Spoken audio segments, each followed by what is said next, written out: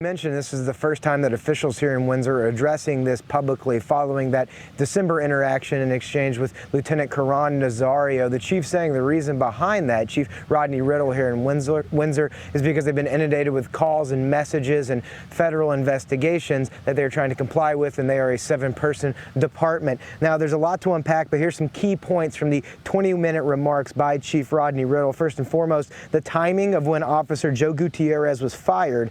Although the now viral traffic stop happened back in December, Gutierrez actually remained on the force up until this weekend. Chief Riddle says disciplinary action was taken against him back in January the 28th, but that over the weekend it became very clear that trust in Officer Gutierrez was completely destroyed, and that's why they moved to fire him then.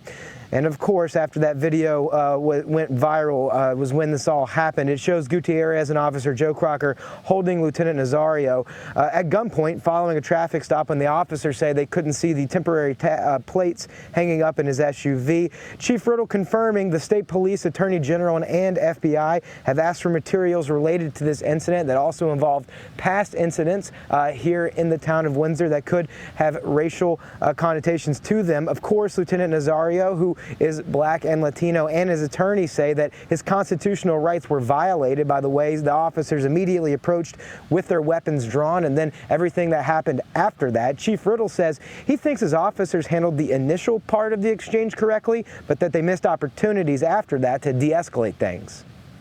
They actually were doing it. They came out with their firearms. Officer Gutierrez transferred to his taser, then eventually to his pepper spray, and they went hands-on. So that's coming down the use of force continuum. What they missed, though, was the opportunities to verbally de-escalate that situation, to engage Mr. Nazario in a positive manner and use language to gain compliance from him. There's quite a bit to unpack from that 20-minute conversation the chief had with reporters here just a few minutes ago. At one point, Gutierrez tells Nazario that he might, quote, ride the lightning. Coming up tonight at 5, hear from the chief about his explanation on what he thinks that meant, plus exactly what he has to say to Lieutenant Nazario.